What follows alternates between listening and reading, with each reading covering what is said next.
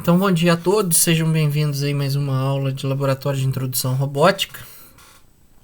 Se eu não me engano, tem uma atividade para ser entregue amanhã, não é isso? Da disciplina. Vocês já tentaram, alguém já tentou fazer a entrega da atividade lá pelo Teams? Está tendo alguma dificuldade, tendo algum problema? Como que está essa situação aí, antes de eu iniciar a própria aula aqui, né? Não tentei não, mas queria te perguntar se a última questão lá, desenhar o workspace do robô, se pode ser em 2D. Sim, o Workspace ele é desenhado em 2D, a questão é que ele tem mais de uma vista. Tá? Ele é realmente em 2D, mas ele tem mais de uma vista. Alguém já tentou fazer a entrega? Deu certo?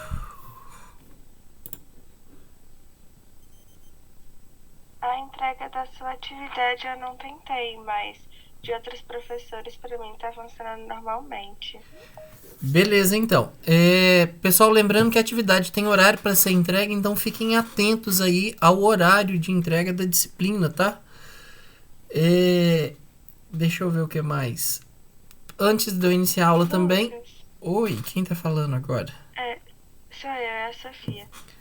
Eu só queria saber se teria como depois você passar uma apostila pra gente, ou recomendar uma apostila, para ficar mais fácil de pesquisar, porque ficou muito difícil para mim e para minha dupla de encontrar fontes confiáveis na internet. Então eu queria saber se tem alguma apostila, algum autor, pelo menos, para você recomendar pra gente.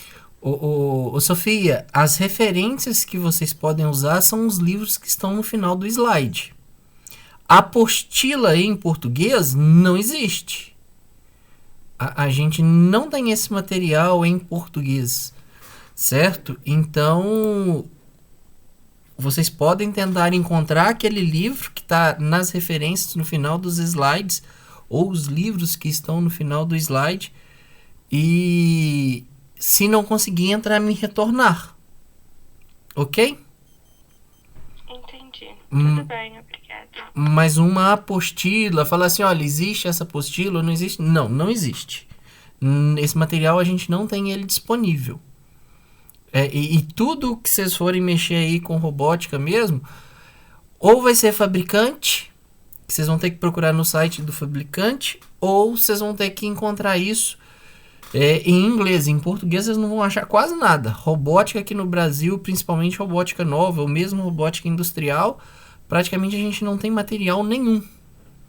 Tá? Então os livros são em inglês, tudo que a gente for fazer é praticamente tudo em inglês. Então, se você estiver restringindo a sua busca a português, você vai ficar limitado aí a esses sites não confiáveis que você tem aí na internet, Sofia. Ok? Ok, beleza, obrigada. De nada. Pessoal, hoje, à tarde, né, na hora que eu for terminar de pôr em dia o SIGA-A, eu lanço a atividade também de LPAP, ok? Então hoje vocês recebem a atividade lá que vai para ser entregue, se eu não me engano, no dia 25. Que é sexta da semana que vem, se eu não me engano. Então, mais tarde chega a atividade para vocês lá na disciplina de LPAP. Bom, então vamos dar início aqui à aula de hoje. A aula de hoje, na semana passada, nós terminamos, semana passada foi robótica móvel, não é isso? Nós vimos os princípios de funcionamento da robótica móvel, que nós vimos a parte de sensor em relação ao mundo real, o processamento, a extração, né, de informações a partir das leituras desses sensores. Vimos a questão do planejamento de trajetória, que existe várias estratégias para se fazer isso, a gente viu isso através de figuras. E vimos também, na sequência, a questão da atuação, do controle dos motores ali. E que isso está dentro de um loop, que o robô tem que executar todas essas tarefas em um curto intervalo de tempo. A aula de hoje ela é bem informativa, porque eu vou descrever aqui para vocês algumas aplicações e estilos de morfologia sobre os robôs móveis, ok? Então a gente começa com as aplicações e iniciamos a morfologia dos robôs móveis, tá? Lembrando que aqui nesse caso eu estou interessado em robôs terrestres. Eu não vou focar em morfologia de robô aéreo ou para água, aquático. Então eu estou focando aqui somente em robôs móveis terrestres. A gente tem que levar em consideração, né, em termos de... Quando a gente está mexendo com um robô móvel, que a gente tem uma diferença significativa entre robótica móvel e robótica industrial. Ou seja, a forma de lidar com um robô móvel é completamente diferente da forma como você lida com um manipulador. Manipulador aqui, o braço robótico industrial. Ou qualquer outra estrutura aí de robótica, de robô industrial. Bom, quais são essas diferenças? Começa pelo ambiente. Na indústria, o seu ambiente ele é conhecido. Você tem uma célula de trabalho ali do robô e você sabe onde você tem obstáculos, você sabe que esse ambiente é fechado, ele não está sujeito à entrada de um operário lá dentro. A sua peça ela sempre chega numa mesma posição, ou pelo menos ela vai chegar em um mesmo ponto. Já para a robótica móvel, esse ambiente ele é completamente desconhecido, ele é completamente não estruturado, tá? Então você tem um robô andando, indiferente o meio que ele está andando, ele está sujeito que apareça uma pessoa, que apareça um animal, que apareça um obstáculo qualquer na frente dele. Ele pode conhecer o ambiente, ele pode não conhecer o ambiente. Então, o ambiente dele torna-se totalmente desestruturado do ponto de vista de informação. Por quê? É um ambiente dinâmico, que está mudando a todo tempo. No caso dos manipuladores, vocês estão até resolvendo isso no trabalho, vocês sabem lá que o workspace ele é limitado. Então, o robô manipulador ele tem uma região de alcance. Ele tem um limite de alcance. Já no caso dos robôs móveis, esse alcance ele é limitado, vai depender da estrutura do seu robô. Você tem robô equipado com esteira para locomoção e rodas. Em alguns casos, essas rodas estão acopladas a pernas. Quando ele precisa de subir uma escada, ele se move por pernas. Ele não utiliza a roda fica travada, freada, e ele sobe uma escada como se fosse pernas. Questão de precisão. Os robôs manipuladores, os industriais, eles possuem precisão no processo de repetição. Então, eles conseguem repetir as atividades e fazer isso com centésimos ali de milímetros de precisão. Já os robôs móveis, de um modo geral, eles não apresentam esse grau de precisão, de repetição de movimento. Então, quer dizer que o robô vai andar e vai parar ali com um erro de centésimos de milímetros? Não, ele vai parar com um erro muito maior. Mas ele chega próximo ao ponto que você quer.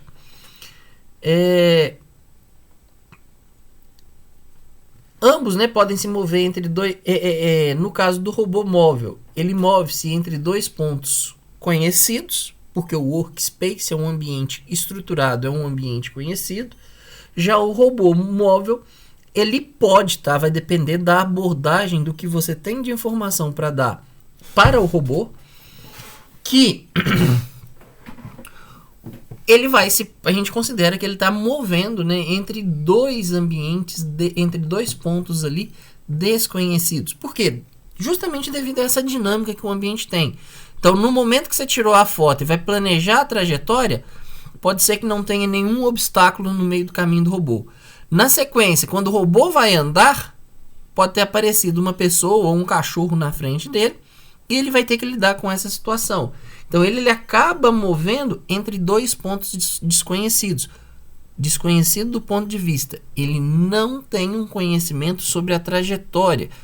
que ela vai estar impedida ou que ela vai estar desimpedida de livre acesso para ele entre esses dois pontos.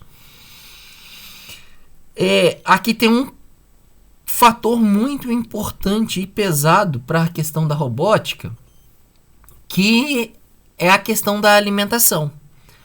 Manipuladores, tá, de um modo geral, eles estão ligados à rede elétrica. Ou seja, você vai estar lá no trifásico 220, você vai estar no trifásico às vezes até 380. São 3 fases ali, né? Para poder fazer o quê? Para que o negócio tenha força e tenha potencial e tenha velocidade para mover grandes cargas ali. Além disso, também para sustentar a controladora dele, que é um monte de computador, um monte de drive de grande porte, grande processamento. Então ele precisa de energia. Há uma dissipação, né, de energia elétrica ali no sistema robótico como um todo. Quando você olha controladora, quando você olha o próprio manipulador em si, muito grande. Já o robô móvel, ele é alimentado por bateria. Então você tem uma relação aí de custo-benefício e ao mesmo tempo essa questão de compromisso, tá? Que você vai estar relacionando peso de bateria, potência de bateria com a capacidade do robô desenvolver determinada atividade. Você tem uma relação de compromisso entre os dois. E na robótica móvel você sempre tem que pensar em como eu vou fazer para economizar bateria. O meu robô pode dormir entre uma leitura e outra. Parte do meu sistema operacional pode dormir, ele pode hibernar. Que seja ali por meio segundo ele pode dormir. Se ele puder dormir, você vai usar esse recurso para que ele entre em hibernação por 30 segundos e você liga ele de novo depois de 30 segundos para ele tornar a fazer a leitura de determinado sensor. Por qual motivo? A fim de economizar a bateria, a fim de prolongar a vida da bateria. Tá?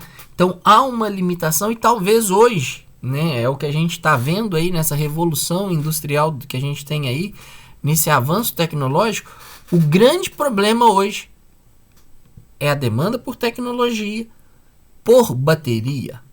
Tá? A gente está vendo que essa matriz energética, né, se a gente pensando aí do ponto de vista econômico, nós temos uma matriz energética que está mudando. Nós estamos saindo do negócio cabeado, nós estamos saindo do combustível fóssil e caminhando para motores elétricos, alimentados por bateria. Então, pensa no volume de baterias que será criado nos próximos anos. É muita bateria. É bateria para carro, é bateria para bicicleta, é bateria para moto, é bateria para celular, para computador, é para sistema de segurança, que você tem que ter bancos de bateria, e mais para uma série de fatores aí que a gente usa no dia a dia. Então pensa só na indústria automobilística. Os carros agora estão com uma tendência grande, um apelo grande a se tornarem elétricos ou se tornarem híbridos.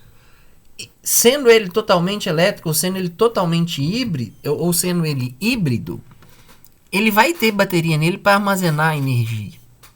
Então, a gente tem que otimizar o tamanho da bateria, porque tem que ser uma bateria. Essa é a briga tecnológica do momento, né? Então, você tem que reduzir o tamanho da bateria, você tem que reduzir peso da bateria e você tem que otimizar também a duração dessa bateria. Então, você quer em cada vez, em menos espaço, em menos volume, obter uma potência igual ou superior às baterias antigas que já existem aí no mercado. Então, nós temos que trabalhar como engenheiros, como técnicos. Se você está trabalhando com algo que envolve bateria, como que eu vou otimizar essa bateria? Como que eu vou aumentar a duração? Por quê? Sem bateria o robô não funciona.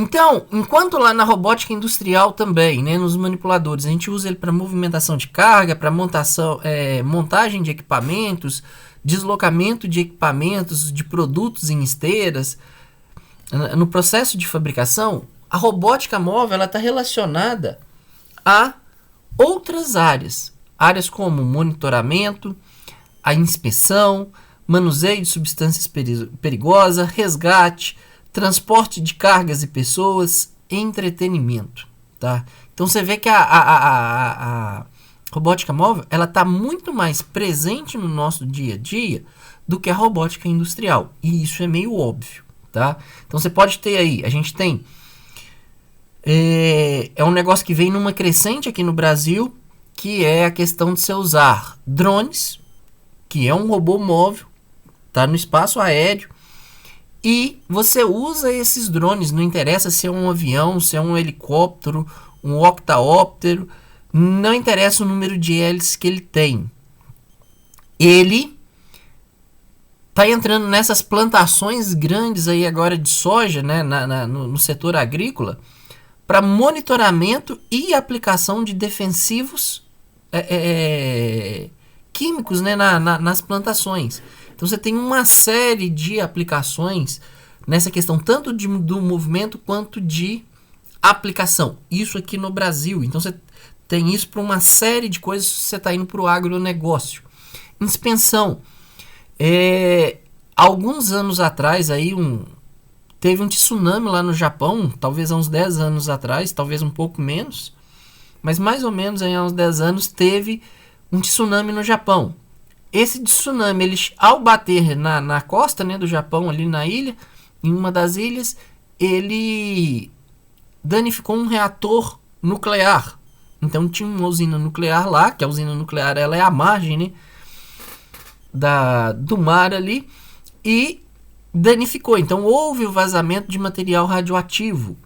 Nesse caso, para se medir o índice e o grau de dano dessa usina nuclear, utilizou-se um robô por esteira para entrar lá e inspecionar a usina. Ok? Tanto é que alguns robôs ficaram perdidos lá na usina. Por quê? Porque a radiação estava muito alta e danificou o circuito eletrônico. Então o robô foi e não saiu. Manuseio de substâncias perigosas. Então, por exemplo, transporte de material radioativo mesmo. Você tem várias robôs fazendo isso. O robô pode simplesmente pegar um tambor de 200 litros e movimentar ele dentro de um galpão. Ou a aplicação de defensivos químicos nas lavouras aí de soja, de milho, que é o que a gente tem aqui em grande volume, né, no Brasil. Situações de resgate. Você tem as mais diferentes situações de resgate aí utilizando equipamento. Você vê lá esses robôs da polícia para desarmar bomba. As provas, tá? De um modo geral, as provas que a gente tem em competições internacionais para robótica móvel tem uma modalidade exclusiva que é uma prova de resgate. Então você tem uma situação de resgate e o seu robô tem que socorrer a vítima. É essa uma simulação que a gente tem lá. Transporte de cargas e pessoas, isso daí está no nosso dia a dia. Você vê drone para transportar pessoas, você está vendo isso lá em Dubai, que você tem um drone aéreo para transportar pessoa. Você tem o carro da Tesla aí, que ele é um robô, né, totalmente autônomo. O cara tá lá do lado, deitado, dormindo, e o carro tá andando numa rodovia a 100 km por hora ou mais. E por aí vai. E questão de entretenimento. Você tem os drones aí que a turma brinca. Quem gosta da parte de aeronáutica, né? Compra um drone e vai brincar para mais diversas atividades que a gente tem aí. Então, ou mesmo esses carros. Tanto você tem também os terrestres, você tem também os aquáticos. Então você tem entretenimento para todos os níveis aí de interação. Quando você pensa em morfologia do robô, você tem que pensar para onde que esse robô está sendo feito, tá? Ele pode trabalhar no ambiente interno, então no ambiente estruturado interno, ele pode trabalhar no ambiente externo. Essa definição já lhe dá uma direção sobre como o seu robô terá que ser. Então, se ele está, por exemplo, no ambiente interno e ele vai trabalhar dentro de uma casa, ele pode trabalhar tranquilamente com rodinhas. Ele vai conseguir cobrir várias e várias casas utilizando rodinha. É um sistema barato.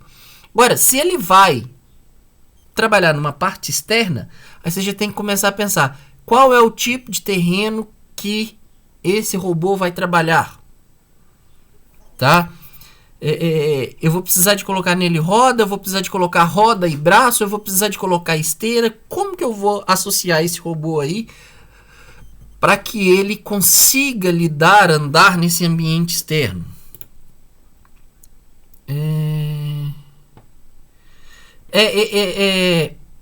Esses canais aí de competição ou de luta existem realmente, mas não é o objetivo nosso aqui da disciplina, tá? Existem outros tipos de competições, Yuri, que é mais produtivo do que aquela competição de luta de robôs ali, né, na verdade. Então, a coisa mais produtiva que aquilo. E lembrando que aquele robô lá, ele não é um robô autônomo, ele não tem autonomia, é o sujeito que vai lá e pilota ele. Então eu deixo aqui, tá, gente, de novo, alguns exemplos sobre robôs terrestres que possuem rodas, possuem patas, possuem esteiras e híbrido, que possui combinações dessas três primeiras opções aí, rodas, patas e esteiras. Depois vocês assistam os vídeos de modo a conhecer mesmo, né, os tipos de opções que a gente tem aí para robô terrestre. O aquático, né, que é o UWV, ele pode ser tanto flutuante quanto submarino. Há um apelo muito grande, tá, em várias indústrias por robôs móveis aquáticos. A gente tem demanda disso, por exemplo, para a CEMIG. A gente tem demanda disso lá para essas grandes indústrias de petróleo. Por quê? E também a gente tem demanda disso, inclusive, para questão de monitoramento militar. Então, você acha barcos autônomos, né? Então, um robô móvel aquático aí, tanto flutuante quanto submarino. Vou dar exemplo aqui. Você pega, por exemplo, a CEMIG. Ela parou determinada comporta lá de uma usina hidrelétrica dela. A comporta, o que você tem? Você tem um tubo, né? Na verdade, um túnel grande, de diâmetro grande, que vai direcionar a água para a turbina, que é o que vai fazer a turbina girar e então produzir energia elétrica. E quando eu falo que esse tubo ele é grande, é tubos ali de 2 metros, de 3 metros de diâmetro. Então é um negócio enorme de água que vai descer ali. Só que o que acontece? Se a usina está em funcionamento, a correnteza que está passando ali ela é muito grande. Então não há peixe dentro desse tubo. Pode ir um ou outro peixe ser arrastado? Pode. Mas é a questão do arraste. Agora, se você interrompe a usina, né, a turbina, para manutenção, esse fluxo de água que você tinha, ele é interrompido. Ou seja, virou um canal profundo cheio de água.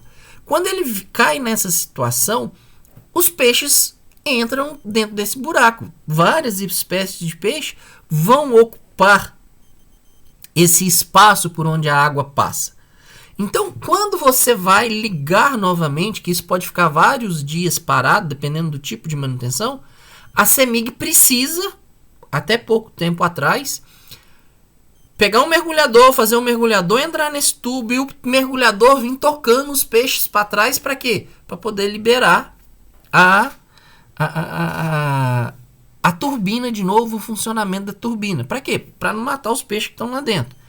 Então, eu lembro de ver trabalhos de pesquisa de fazer um submarino autônomo para entrar dentro desse tubo e tirar os peixes lá de dentro. Então, essa era uma aplicação. Se você vai para a plataforma de petróleo, você tem os mais diversos tipos de submarinos lá para poder estar dando inspeção em tubulação, para dar inspeção em fundo do mar, para onde vai fazer a perfuração. Então, você tem muita coisa para ver qualidade de água nos mais diferentes níveis de profundidade. Então, sim, você precisa desse dessas aplicações. E aéreo, que são os drones aí que você tem, dos drones comerciais que você, ou semi-autônomos, né? Você tem tanto autônomo como semi-autônomo na topografia, na questão de vídeo, foto. Hoje um monte de gente pilota drone aí com câmera, questão de segurança. Então você tem drone dos mais diferentes níveis de autonomia e de configuração mecânica. Então você pode ter desde aviões a uma configuração de helicóptero, tá? Para todo tipo de aplicação praticamente você tem drone hoje aéreo aí, né? Que é o UAV, para estar fazendo inspeção. Então cada botão desse aqui de exemplo, gente, é um link de vídeo que mostra o funcionamento desse tipo ou desses tipos de robôs terrestres que nós temos aí no nosso dia a dia, tá bom?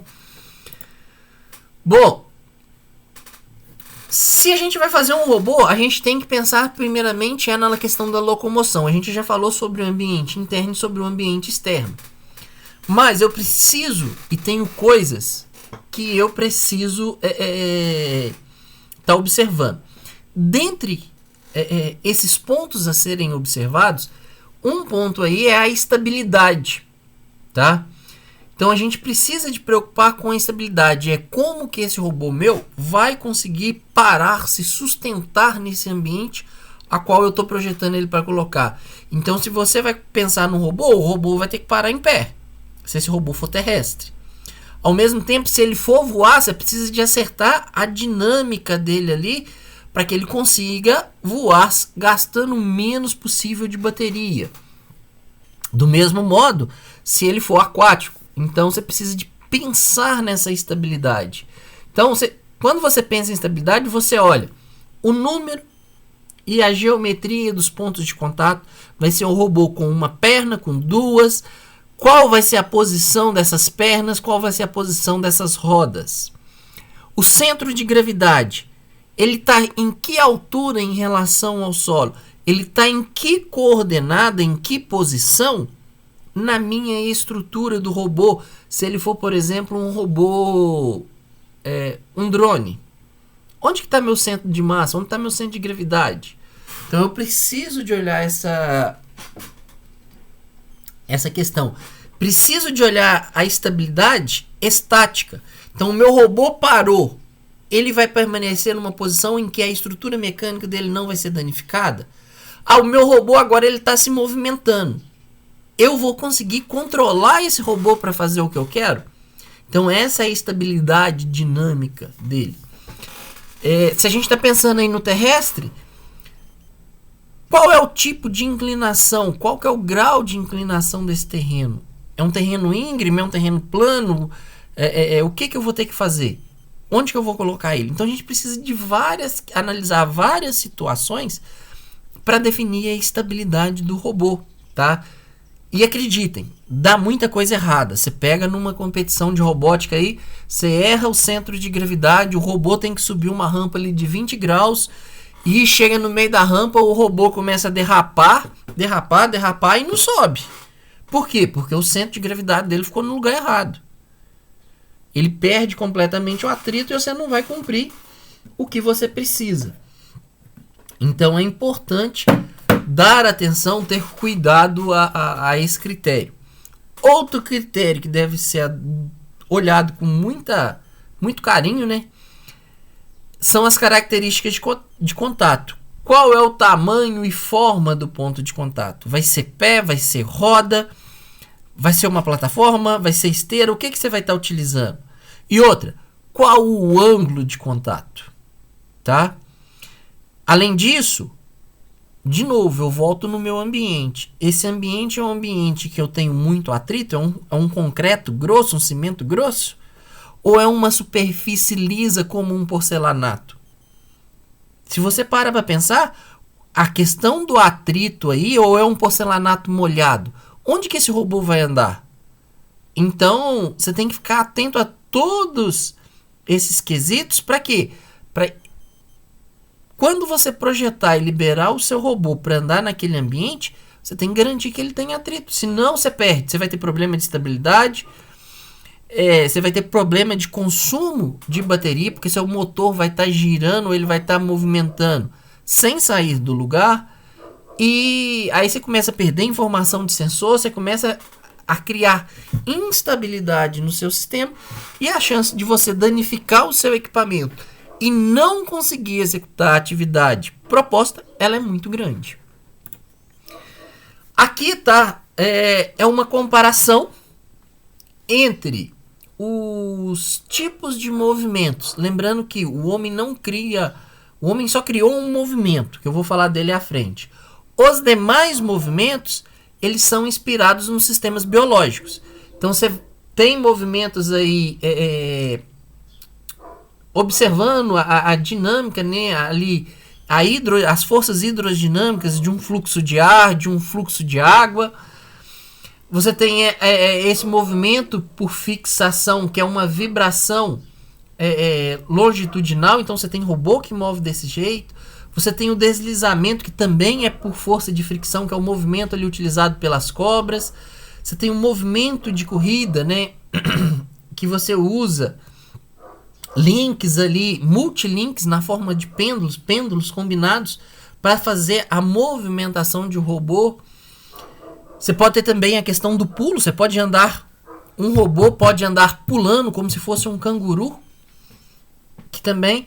Ou ele pode caminhar como um ser humano, que você vai estar sujeito ali às forças gravitacionais. Então, dependendo da morfologia, da topologia que você escolhe para o robô, você vai ter sempre uma desses tipos de forças aqui atuando. Para quê? Para que o robô ande. Lembrando novamente, o ser humano, né, como projetista, ele inspira muito nos sistemas biológicos. Por quê? O sistema biológico é uma evolução de anos e anos e anos e anos.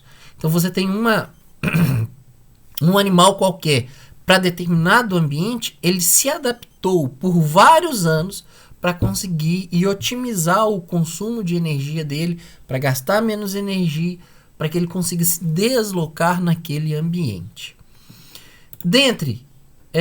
Aqui está o bípede, né, que é a questão da gente andar, que você tem o centro de massa aqui, ó, o centro de gravidade, você tem o eixo aqui que seria no nosso quadril, e que cada perna aí ela pode movimentar no máximo esse ângulo alfa aí, para você conseguir manter o sistema estável. Caso contrário, o sujeito cai. Os robôs lá da Honda, né, o Azinho da Honda, se eu não me engano, ele é um robozinho lá que ele tem como base todo esse movimento de translação aqui baseado na coordenação mecânica do ser humano.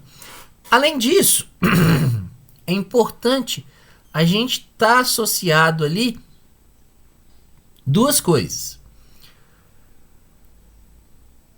A minha velocidade de movimento está diretamente relacionado ao meu consumo energético. Então, quanto menor, tá, a velocidade que você tem, maior é seu consumo energético. Então você vê aqui que é umas coisas meio ilógicas que a gente tem, mas se você pensa em uma roda de trem, um trem que carrega vários e vários vagões, né? Ele anda em baixas velocidades, mas tem um consumo energético muito pequeno comparado a outros meios de transporte. Então, é algo para se pensar aí do ponto de vista econômico, né? Por que o nosso país não tem mais linhas de trem? Então, você vê que para correr você gasta muito mais energia do que para andar. Isso é um exemplo do nosso dia a dia. Então você tem que começar a levar esses conceitos para dentro do seu robô. O meu robô, ele vai andar ou ele vai correr? Quanto mais... você vê isso também no carro, tá? Você vê lá quando você pisa mais no carro, quando você acelera mais o carro, normalmente o consumo, né, de combustível do carro aumenta. Por quê? Você demanda mais potência ali para os seus motores. Então o consumo seu de energia vai aumentar. Então o seu rendimento diminui. Aqui agora eu vou dar um foco, né, no caso, sobre as pernas. Então eu vou, nos 2 ou 3 próximos slides aí, eu vou falar sobre robôs com pernas, em que a gente pode ter uma série, tá, de combinações, tanto de perna quanto de rodas. E de novo, nós estamos aí inspirados inspirando na natureza, igual está aí na imagem. A gente tem lá o besouro que rola bosta, né, que é um besouro comum tanto no Brasil quanto na África. Se eu não me engano, ele é mais comum na África, e que ele pega o esterco ali do animal, faz a bolinha e rola essa bolinha para poder botar os seus ovos e manter sua linhagem ali.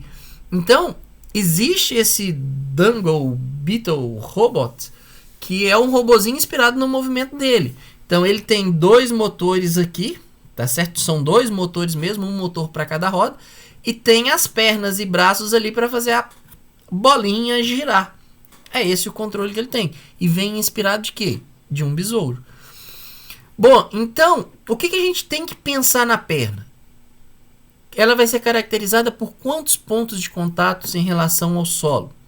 Qual que vai ser a adaptabilidade e manobrabilidade que eu posso fazer com o meu sistema de perna? Ele está pronto para qual tipo de terreno, tá? Pensa, gente, que perna não é tudo igual. Dependendo da forma quando você coloca os eixos seus de movimentação, fica diferente. Lembra, por exemplo, que uma lagartixa, um jacaré, ele tem os bracinhos de lados. Ele não tem uma posição estrutural de braço, de perna, como uma vaca, como um cachorro, como um ser humano. Então, há uma diferença nessa estrutura. Então, essa diferença no posicionamento dos eixos de rotação altera para mim a adaptabilidade ao terreno, altera os tipos de manobra que eu posso fazer. Tá? De novo, vai exigir, né? Lógico que isso aí tem uma relação de custo. Uma relação de custo, tanto financeiro quanto de energia. Para onde que eu estou fazendo essas pernas? Essas pernas vão andar que tipo de terreno? Tem coisa que vai ser aplicável, tem coisa que não vai ser aplicável. Se fizer um robô de perna e pôr ele para andar no deserto, ele não vai funcionar bem. A gente sabe bem disso. Andar na areia é difícil. Você vai para a praia, entra numa duna lá e quer subir uma duna onde essa areia não está molhada, Deus o livre, você faz muita força. Agora imagine isso para o robô, para o motor. Primeiro, conseguir estabilidade na areia ali, muitas vezes afundando, se você sobe ou está descendo a duna. E segundo, a energia para fazer todo esse controle e manter o robô em pé. Tá? Então, é mais fácil, quando você pensa em perna, trabalhar em terrenos com uma qualidade um pouco maior. Não qualquer terreno acidentado, né, vamos dizer assim. As pernas têm vantagens, né? Que a gente pode ter uma vantagem aí, que é a vantagem de superar obstáculos limitados, como degraus. Você vai ter um limite de degrau que você consegue superar. Isso é pra gente também, tá? A gente sabe que não é todo degrau que toda pessoa sobe. Então, cada um tem um limite. A mesma coisa vai ser pro robô. Contudo, tá? A perna te permite o manuseio de objetos, tá? A gente vê isso claramente aí na imagem da figura 1 aí, desse robozinho. Deixa eu ver que alguém mandou alguma coisa aqui no chat.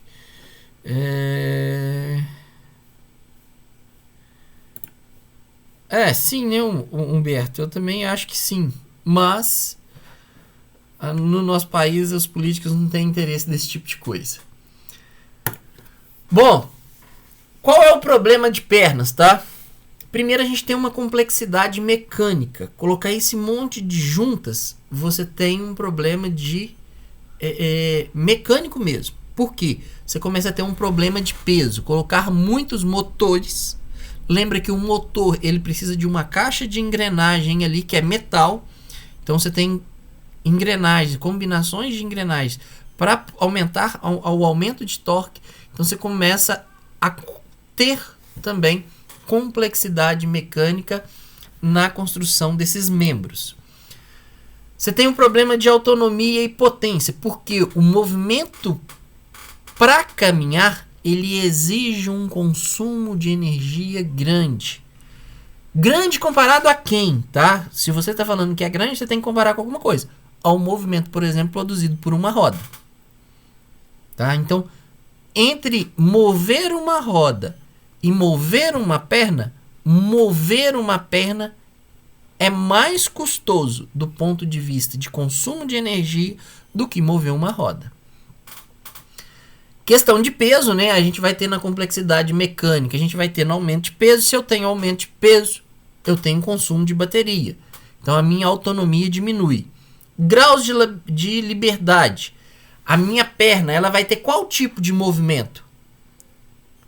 É só o movimento da junta do joelho ali? Ou ela tem um movimento do quadril, que o quadril ali tem basicamente 2 graus de liberdade. Você pode mover para frente e para trás, mas você também pode rotacionar a sua perna para dentro e para fora. Então, quantos graus de liberdade você vai agregar a essa perna robótica que você está fazendo? De novo, veja que uma coisa está diretamente relacionada. Aumento do grau de liberdade significa colocar mais um motor num eixo diferente. Se eu aumento o motor, aumento complexidade, aumento peso e diminuo a autonomia. Então sempre vamos bater nessa tecla porque há uma questão de compromisso técnico. Não adianta pensar num robô miraboloso mecanicamente, com as mais diversos graus de liberdade, que faz qualquer coisa, mas que a bateria põe nela, ela dura 5 minutos e meu robô morreu. Então a gente tem que ter esses cuidados. E ao mesmo tempo, se eu tenho estruturas mecânicas complexas, tá? O meu hardware, os meus sensores e o software para acionamento de todos esses motores em sincronismo serão muito mais complexos do que por exemplo, o acionamento de um motor para acionamento de uma roda, tá? Então, sempre comparando aqui com a roda, eu vou falar, vai ter uma aula só sobre rodas, para a gente poder discutir. Então, o movimento por perna, ele é um movimento muito custoso. Custoso do ponto de vista mecânico, custoso do ponto de vista de peso, de grau de liberdade, de processamento. Então, pensando do ponto de vista de hardware, o que, na grande maioria dos casos, reduz a autonomia da minha bateria. Ou eu tenho que gastar mais dinheiro numa bateria para que o meu robô tenha uma autonomia maior, tá? Aqui a gente tem vários tipos de perna, né? Você pode ter os mamíferos aí com 2 ou 4 pernas. Você tem os répteis com até 4 pernas. E você tem os insetos aí que podem ter 6 ou mais pernas, tá? Então a gente está baseando novamente na natureza. Você pode ter com 2 ou 4, né? Você pode ter com 4 ou você pode ter com 6 ou mais pernas aí, dependendo do que você quer fazer. E veja, essa estrutura aqui dos mamíferos, ela é diferente dessa estrutura aqui dos répteis, por exemplo.